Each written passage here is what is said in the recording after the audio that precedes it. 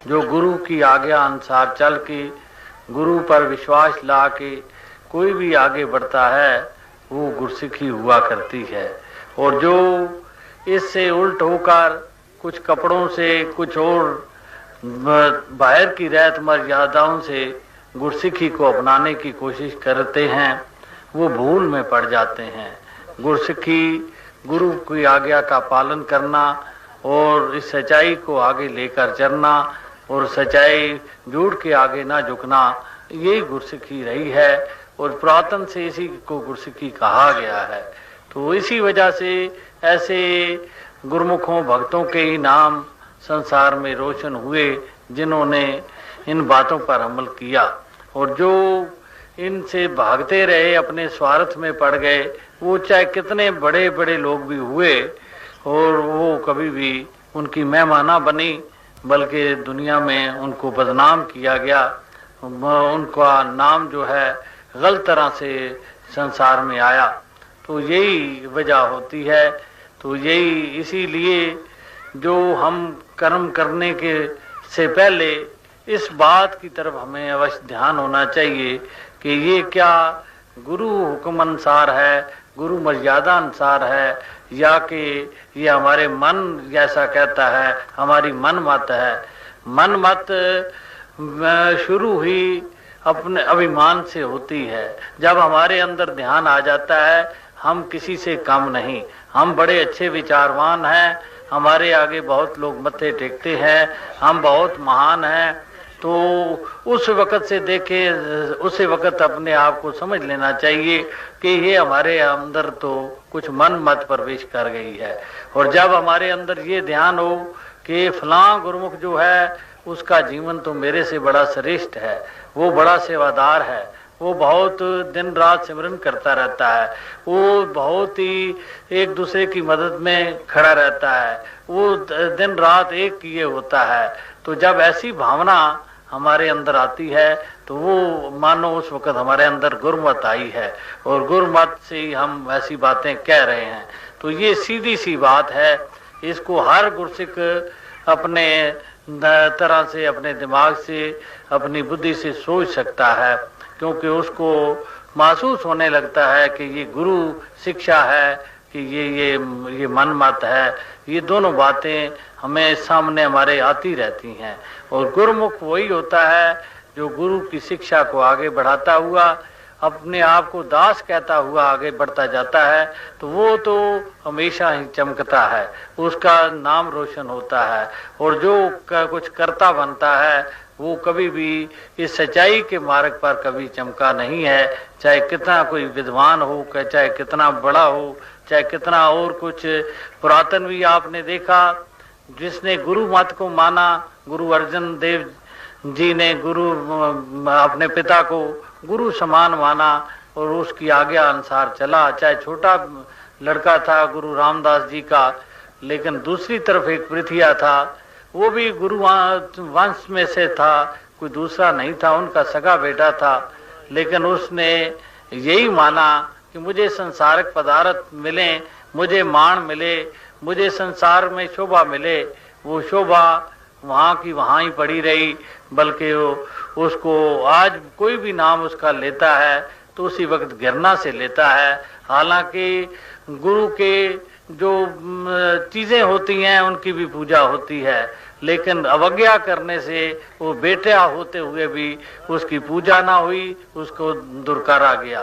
तो क्या, हालांकि गुरु साहिबानों, महापुरुषों, भक्तों के पास जो जो चीज़ें होती हैं उसको रहती दुनिया तक उस चीज़ों की भी प्रशंसा बन जाती है। भगवान कृष्ण के पास बंसरी थी, वो एक बांस के टुकड़े में छेद करके बनाई जाती है और उस बंसरी की आज तक चर्चा होती है। उस बंसरी के ही हजारों लाखों गीत लिखे हुए हैं।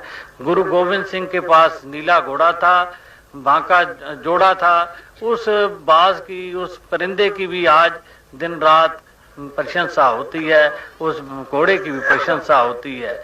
जहाँ ये संसार की चीजें भी गुरु के साथ लगकर, महापुरुष के साथ लग के पूजी जाती हैं, वहाँ क्या उनके एक संगी साथी या एक उनके रिश्ते में वो उसकी पूजा क्यों ना हो, उसकी पूजा भी अवश्य हो सकती है अगर गुरु के ध्यान के मुताबिक वो चलता है। तो ये नहीं कि हम किसी वक्त भी अपने मन मत में आ जाए, हम बड़े बने तो उसी वक्त से ये तो छोटापन आना शुरू हो जाता है, उसी वक्त से ही कुछ जैसे हम उस्ती चाहते हों तो हमारी अवश्य थोड़ी निंदा शुरू हो जाती है। अगर हम उस्ती ना चाहते हों अवश्य उस्ती होती है। ये मैंने पूर्ण आजमा के देखा हुआ है। तो मेरे तजर्बे से आप फायदा उठाएं, कोई जरूरी नहीं होता हर कोई तजर्बा अपना अपना करके उससे शिक्षा ले। कोई बहुत सी बातें होती हैं जो हम पहले किए हुए लोगों से तजर्बे से फायदा उठाते हैं और उसको अपनाते हैं और वो हमारे काम आती है। तो इसी तरह ये बहुत ही ऐसी बात है जिसको अपनाने से अवश्य हमें लाभ होगा। हमें कई दफा बहुत कई नेताओं को, बड़े बड़े महापुरुषों को भी ऐसी भूल लग जाती है। वो समझते हैं कि शायद हम कुछ ऐसा बड़ा बन के दिखाएंगे तो हमारी बहुत यश होगा। ये बात है नहीं। गुरु के मन में गुरु एक एक गुरसिक के हर एक काम को देखता रहता है कि किस तरह कितना गुरसिक के अंदर कितनी भावना है, कितनी सेवा है, कितना उसके अंदर वो जज्बा है, कितना वो परोपकारी है। ये सब बातें गुरु के मन में उकरी होती हैं। कोई उसको भूल से बुलाने की कोशिश करे, कहे कि मैं कुछ थोड़ी सी कुछ एक्टिंग करके मैं अपने आप को ज्यादा दिखा दूं, तो वो कभी उसके मन पर वो एक्टिंग नहीं असर करती। तो इसमें कोई शक नहीं, गुरु किसी के थोड़े से किए हुए कर्म को भी ऐसा अपनी आंखों से ओझल नहीं करता, उसका लाभ अवश्य उसको देना चाहता है। तो यही हमारे अंदर ऐसी इच्छा होनी चाहिए कि हम ज्यादा से ज्यादा लाभ लें। क्यों थोड़ा लाभ लें? जब हम एक जैसे बच्चे हैं, एक जैसे भाई हैं, तो हमें लाभ क्यों कम मिले? और लाभ पूरा लेने के लिए हमें उसी तरह उसी आज्ञा अनुसार ही अपने आप कर्म को आगे चलाना चाहिए ताकि हम सही भगत और सही संत बन सके। जो गुरु कहता है वही कुछ करना और सेवा को मानी, यही गुरसिक्खी है। जो सेवा से बागी होते हैं, सेवा से सुस्त पड़ जाते हैं, वो कहें कि हम बड़ा बाबा जी का नाम ध्याते हैं, दिन रात बाबा जी कहते रहते हैं या तू निरंकार कहते हैं, वो कोई गुरसिक्खी वो ऐसी कोई महत्ता वाली गुरसिक्खी नहीं है। सिर्फ ज्ञानवान हो जाना या इस परमात्मा को जान लेना या सिमरन भी कर लेना, वो भी कोई परोपकार में हमें काम नहीं आ सकती चीज। कोई बहुत से लोग इस मार्ग में भी आए जिन्होंने यहाँ ही बस कर दिया कि ये ज्ञान भी ठीक है, ये सिमरन भी ठीक है, हम अपनी जगह पर बैठकर ये सिमरन करते रहते हैं, परमात्मा को याद करते रहते हैं।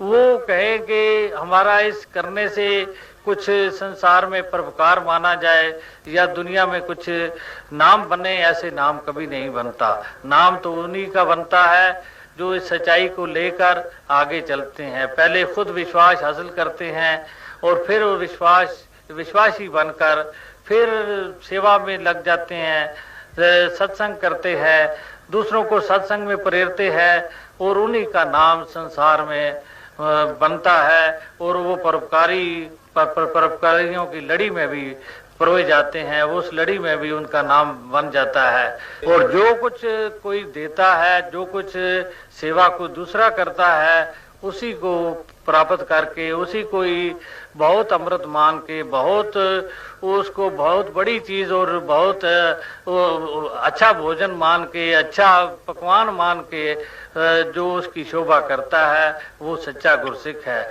गुरसिक का तो यही धर्म है कि कहीं उसको प्रेम और श्रद्धा से पानी किसी ने पिलाया हो तो वो दूसरा जब पूछे कि आप वहां पर गए थे, आपका क्या आदर हुआ, वो उस वक्त तो ये कह देता है, चाहे बात झूठ ही है, कि वो कहे कि उसने तो बड़े ही बड़े ही शरबत पिलाए, बहुत मेरे सामने बहुत अच्छी अच्छी चीजें रखी, तो ये कोई बुराई की बात नहीं है। उसके पानी को हम शरबत कह दें, हम कोका कोला कह दें, तो वो कोई बुरी बात नहीं है। लेकिन एक भगत ने बहुत अपने जितनी उसकी शक्ति है उतनी वो सेवा भी कर दे, लेकिन हमारी लालसा अगर नहीं पूरी हुई तो हम उसकी निरादरी करते हैं और उसकी वो कुछ जो उसने अपने आप अर्पण किया, कुछ खाना दिया, उस खाने को कुछ घृणा की नजर से देखते हैं तो वो हमारे उल्ट बात जाती है। चाहे वो कितने हम पकवान भी खा कर आए हों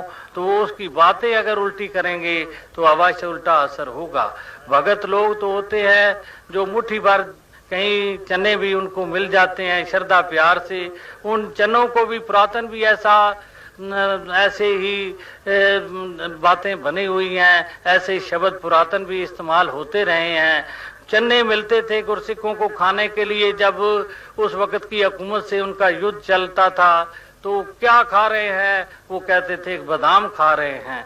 बादाम सब जगह और दूसरे विरोधियों के कैंपों में बहुत शोर मच गया, तो ये तो बहुत ही अमीर लोग हैं, ये तो बड़ा इनको राशन ही बादामों का मिलता है, तो इनसे हम कैसे लड़ेंगे जिनको बादाम ही खाने को मिलते हैं।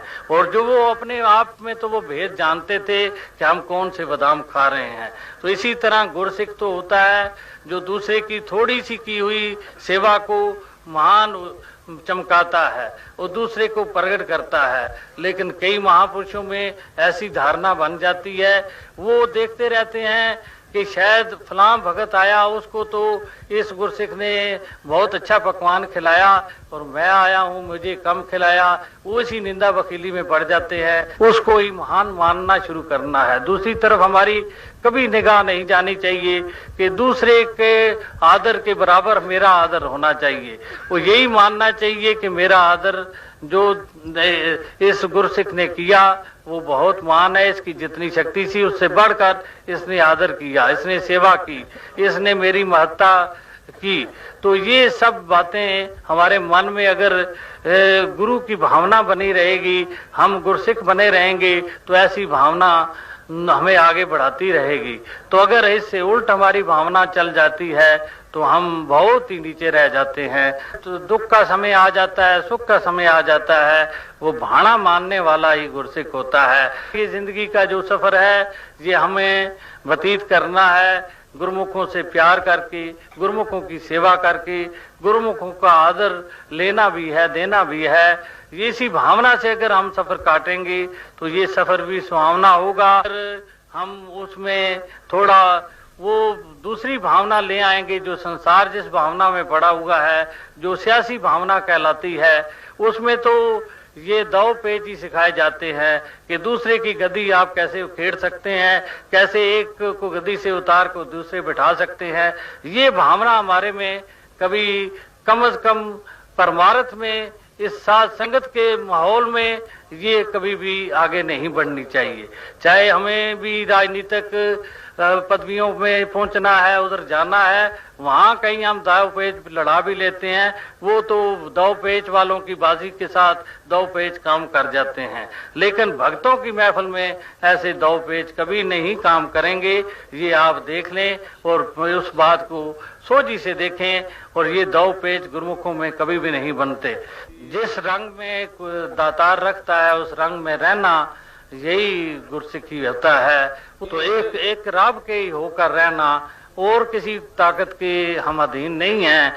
कोई हमें कहे कि आप देवी देवताओं के अधीन हैं, आप सूरज के अधीन हैं, आप चंद्रमा के अधीन हैं, आप और जो सृष्टि की और ताकतें हैं उनके अधीन हैं। गुरुमुख कभी ऐसा नहीं मानता। गुरुमुख एक ही मानता है, मैं इस पार ब्रह्म परमात्मा निराकार के अधीन हूँ और यही मेरा मालिक है। तो वो अधीनगी भी इसी की स्वीकार करता है। वो थोड़ी बात में वो भटक नहीं जाता। वो कभी ये नहीं समझता कि वो जी फलां जो है मुझे ये बात मेरी जो सिद्ध की है किसी ज्योतिषी ने की है, किसी और बड़े और देवी देवता के मानने वाले ने की है। ये मानता है कि ये दातार ही करने वाला है, चाहे उसको किसी को गिरा देता है, चाहे बना देता है, चाहे जिवा देता है, चाहे मार देता है, ये सब दातार ही करने वाला है। किसी इंसान के हाथ में किसी और देवी देवते या किसी और प्रकृति के पास ये पावर नहीं है कि कुछ हमारा बना सके या बिगाड़ दे। ये दातार के हाथ में है और भगत इस पर पूर्ण विश्वासी होता है। भगत इससे कभी भी इधर उधर नहीं होता। गुरुमुख हमेशा विश्वासी होते हैं और दातार पर ही उनका विश्वास होता है।